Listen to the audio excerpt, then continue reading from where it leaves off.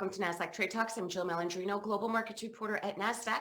Joining us for the segment, we have Michael Romer, Managing Partner at Romer DeBass, a boutique real estate firm right here in New York City, to discuss 4 predictions for the spring real estate market. Michael, it's great to see you as always. Welcome back to Trade Talks. Thanks for having me, Jill. All right, let's talk about the first prediction. You don't think pricing is going to substantially decline for the spring? Well, with challenging times in the real estate market across the country, first of all, hot off the press, on the Hill today, Fed Chair Powell was talking about aggressive measures needed and a so-called disinflationary process. And right now, I think we're looking at a half-point rate hike almost guaranteed in March, plus maybe 2 or 3 additional rate hikes coming our way in the near future. So here in New York, I'm a lawyer, but I feel like I'm a part-time therapist trying to talk to clients about what they should do. What I'm not, though, is a foreseer of the future. I don't have a crystal ball. But the spring, I'm holding optimism because across the country and even here in New York, we are still dealing with low inventory. So as long as the inventory is low, price declines should remain in the single digits. And for the second prediction, everyone always asks, does this feel like 2008, 2009? Do you think there is a housing bubble here? Well, bear in mind, we're in a much different time than 2008, 2009. That time we were dealing with a subprime lending crisis. Banks have really tightened up their procedures when it comes to approving residential loans. And it's just much different now. I'll give you an example. In 2004, when I bought my first home, I asked for a pre-approval letter and the bank asked me 3 questions. What my name was, what my fax number was, and how much I wanted. And I was approved for a 95% loan back in 2004.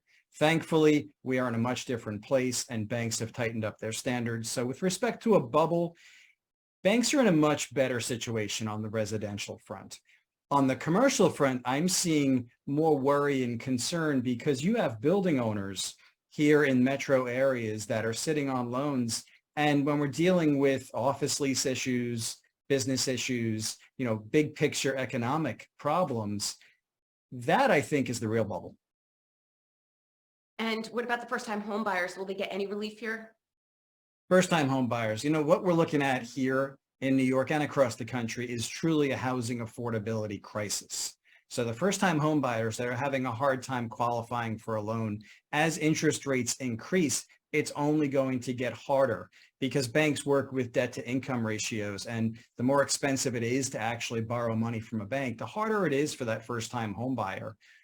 Cash is king in this day and age right now, and the liquid buyers are winning out more often than not. So it is truly a crisis across the country, housing affordability. We do need more housing and we need more affordable housing. And the final data point here, we know transaction volume has plummeted. Do you think that can make this correction live a little bit longer?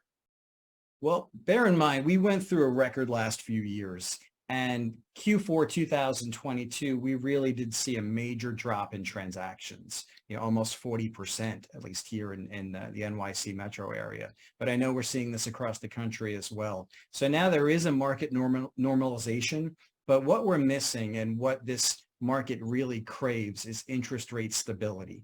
And I think from what Fed Chair Powell said today on the Hill, it could be a bumpy road in 2023. We all have to hang on because real estate does remain the most safe and secure asset in the world, in my opinion. All right, Michael, appreciate the insight as always. Thanks for joining us on Trade Talks. I'm Jill Malandrino, Global Markets Reporter at Nasdaq. Thanks, Jill.